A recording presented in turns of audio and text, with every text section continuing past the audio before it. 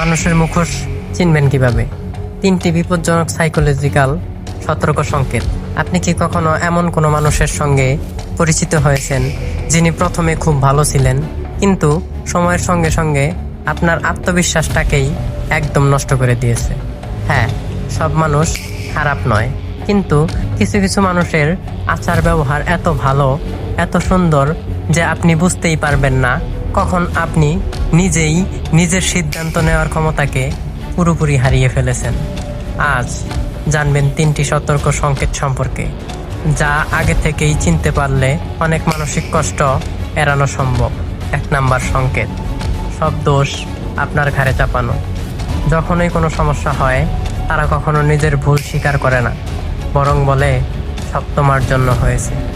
ধীরে ধীরে আপনিও ভাবতে শুরু করেন, সত্যি হয়তো সব ভুল আমার। তাহলে এমন পরিস্থিতিতে নিজেকে কেমন করে রক্ষা করবেন? প্রতিটি ঘটনার বাস্তব দিক আলাদা আলাদা করে ভাবুন। নিজের কাছের বিশ্বস্ত মানুষের মতামত নিন।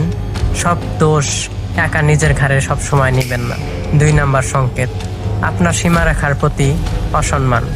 আপনি যদি বলেন আজ আমি ব্যস্ত, আর সে যদি বারবার চাপ দেয়, অপরাধ বোধ তৈরি করে বা আপনার নাকে সম্মান না করে, তাহলে এটি একটি বড় সংকেত।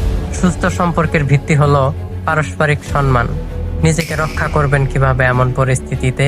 শান্তভাবে বলুন, আমি এটা করতে পারছি না, আমি কাউকে ব্যাখ্যা দিতে বাধ্য নই। আপনার সীমারেখা আপনার অধিকার। 3 নাম্বার সংকেত, সবাইকে খারাপ প্রমাণ করা।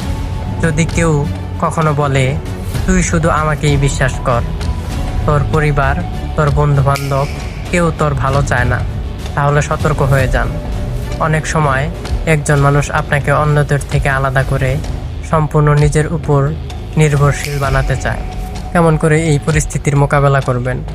বিশ্বস্ত বন্ধু, পরিবার ও পরিচিত মানুষদের সঙ্গে যোগাযোগ বজায় রাখুন।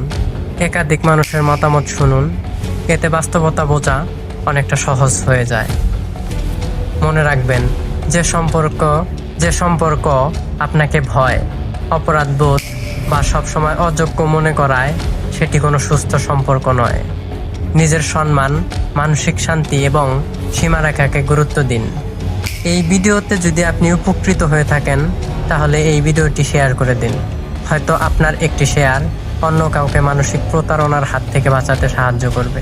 পরবর্তী পর্বে আমরা আলোচনা করব মিথ্যাবাদী মানুষকে চেনার 5টি আচরণগত সংকেত, যেগুলো অনেকেই কখনো খেয়াল করে না।